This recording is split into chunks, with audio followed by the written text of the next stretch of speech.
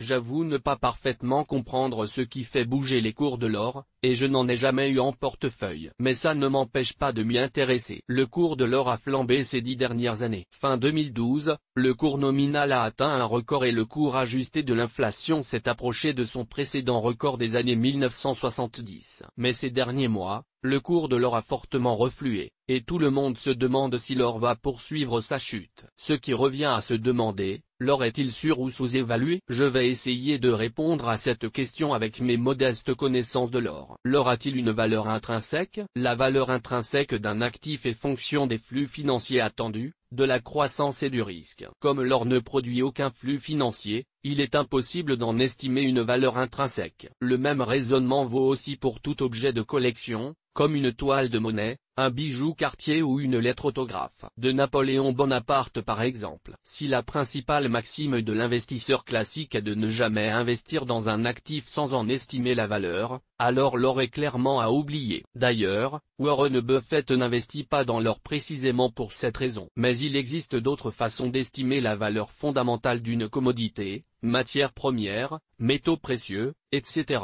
En évaluant l'offre et la demande pour celle-ci, en se fondant principalement sur son utilité. Qu'est-ce qui affecte le cours de l'or? Même si l'or n'a pas de valeur intrinsèque, on peut s'intéresser aux facteurs qui ont influencé le prix de l'or au cours de l'histoire récente. J'en vois au moins 3. 1. L'inflation. Si, comme il est souvent dit, l'or est une alternative à la monnaie papier, alors on peut avancer que le cours de l'or est déterminé par le degré de confiance des gens dans la dite monnaie papier. Ainsi est-il communément accepté que si la valeur de la monnaie papier est érodée par l'inflation, alors l'or s'apprécie. Pour voir si la thèse largement répandue selon laquelle l'or protège de l'inflation, j'ai étudié les variations du prix de l'or en regard de l'inflation, chaque année de 1963 à 2012. Après analyse des données, il ressort que l'or protège des hausses brutales et inattendues de l'inflation, mais ne protège pas vraiment des variations plus petites. 2. La peur de la crise économique. L'or a toujours été la valeur refuge par excellence pour les investisseurs fuyant une crise. Son cours varie donc au gré des inquiétudes des investisseurs. Pour mettre en évidence ce phénomène, j'ai pris 2 indicateurs avancés de l'inquiétude des investisseurs, le spread de taux des obligations noté bas, taux obligations bas, taux des bons du trésor US de maturité similaire, et la prime de risque sur les actions. Lors de crise, on doit en toute logique s'attendre à voir la prime de risque augmenter, tant sur les marchés actions que sur les marchés obligataires. Bien que la corrélation soit moins étroite que celle existant avec le niveau d'inflation, prime de risque et prix de l'or sont positivement corrélés. En faisant une régression du cours de l'or par rapport à la prime de risque action et aux obligations bas, on obtient, variation annuelle du cours de l'or égale moins 0,25 plus 8,91 x prime de risque action R au carré, coefficient de corrélation 10,3% et variation annuelle du cours de l'or égale 0,10 plus 0,25 x, taux obligation bas, taux des bons du trésor US, R au carré. 0%. Ces 2 régressions montrent qu'il existe en réalité peu de lien entre le prix de l'or et les spreads de taux obligataires, tandis qu'il existe une petite corrélation positive avec la prime de risque action. Les cours de l'or semblent donc être plus affectés par les inquiétudes régnant sur les marchés actions que celles régnant sur les marchés obligataires. À chaque augmentation de 1% de la prime de risque action, l'or s'apprécie de 8,91%. 3.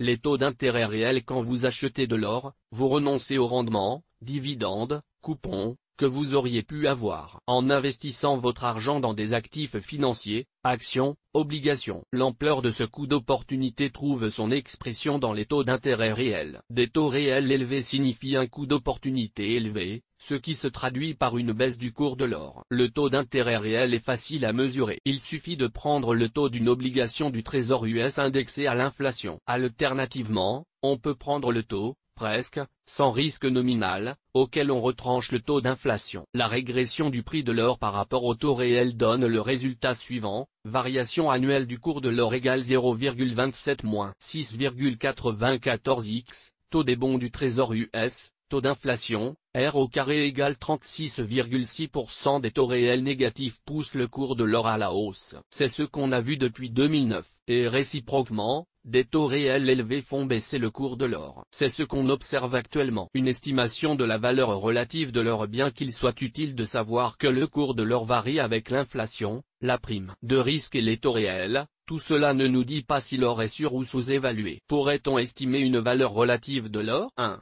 Évaluation par rapport à l'inflation. Si le cours de l'or varie en fonction de l'inflation, alors le ratio cours de l'or, indice des prix à la consommation, devrait nous donner une idée de l'évolution historique de la cherté de l'or. Je suis allé chercher les données historiques du CPI, indice des prix à la consommation, sur le site du US Department of Labor. Définition du CPI. Fin 2012, le CPI vaut 231,17 et l'or cote $1664 l'once. Ce qui nous donne un ratio hors CPI de 7,20. Pour savoir si ce ratio est élevé ou non, j'ai fait ce calcul pour toutes les années depuis 1963. Fin 2012, le cours de l'or relativement au CPI est à son record historique. Avec les données d'aujourd'hui, once d'or égale $1244 et CPI mais égale 232,94, on obtient un ratio hors CPI de 5,34. La valeur médiane pour la période 1963-2012 est de 2,55. Donc historiquement, 5,34 est un ratio relativement élevé. Sauf que cette méthode de calcul ignore complètement les taux réels et la prime de risque, dont on sait maintenant qu'ils affectent le cours de l'or. Pour affiner notre analyse, voyons si le ratio hors CPI est corrélé au taux réel et à la prime de risque. Pour cela, on fait encore une régression. On découvre que les taux réels ont peu d'incidence sur le ratio hors CPI. En revanche, les chiffres montrent qu'il évolue de concert avec la prime de risque, il monte quand la prime de risque augmente, et il baisse quand la prime de risque baisse. La régression sur la période 1963-2012 donne, hors CPI égale moins 1,75 plus 115,4 x prime de risque R au carré égale 52,9% la prime de risque implicite. Sur le S&P.P500 au 1er juillet est de 5,74% source, New Stern. En reportant ce chiffre dans notre régression, on obtient, hors CPI, avec prime de risque égale 5,74% le 1er juillet 2013, égale moins 0,88 plus 100,2 x, 0,0574, égale 4,87. Bien que l'or reste surévalué par rapport à sa médiane historique, il apparaît nettement moins surévalué une fois prise en compte la prime de risque actuelle. 2. Évaluation par rapport à d'autres métaux. Il y a une autre façon d'estimer une valeur relative de l'or, en estimant sa valeur par rapport à d'autres métaux. Vous pouvez, par exemple, étudier le prix de l'or par rapport à celui de l'argent, et juger s'il est, relativement, cher ou non. À fin décembre 2012, l'once d'or cote $1664 et l'once d'argent $30,35, ce qui nous donne un ratio or-argent de 54,84, 1664 30,35. Pour savoir si c'est élevé ou non, j'ai regardé comment ce ratio a évolué entre 1963 et 2012, la valeur médiane de 51,22 sur la période 1963-2012 infère que l'or n'est pas surévalué par rapport à l'argent. En fait, le cours de l'argent a chuté plus rapidement que celui de l'or cette année, et en prenant les données du jour, 5 juillet 2013, on obtient un ratio or-argent de 64,66,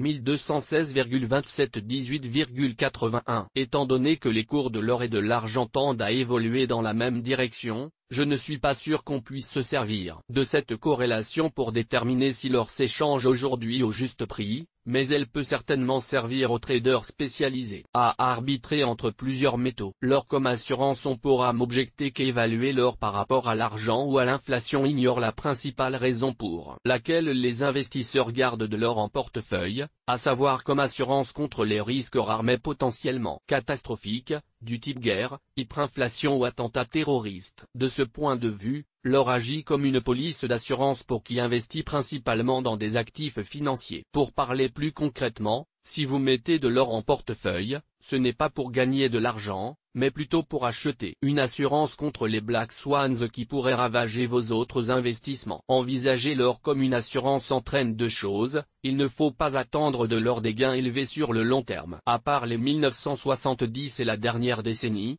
L'or a généré de faibles retours sur investissement sur le long terme par rapport à d'autres investissements risqués. Le prix de l'or doit représenter fidèlement le juste prix de l'assurance, lui-même déterminé par l'ampleur de vos incertitudes sur l'avenir et la probabilité de catastrophe. Les multiples crises de ces 10 dernières années, subprimes, crise du crédit, crise bancaire, guerre, terrorisme, semblent donc justifier la flambée du cours de l'or et sa corrélation avec la prime de risque. Il est d'ailleurs intéressant de remarquer que l'or n'est pas la seule assurance contre les événements catastrophiques. D'autres alternatives, comme acheter des actifs tangibles, immobiliers, objets de collection et autres matières premières, ou des produits financiers dérivés, comme des options de vente sur les indices boursiers, peuvent fournir une protection similaire, peut-être même pour moins cher. Conclusion: je n'ai jamais été un grand adepte de l'or. La rédaction de cet article m'a permis de mettre le doigt sur les 2 raisons de mes réticences vis-à-vis de l'or. Première raison, je suis très à l'aise avec les investissements sécrétant des flux financiers, dont je peux estimer la valeur intrinsèque. Quand il s'agit de trouver une valeur intrinsèque à l'or,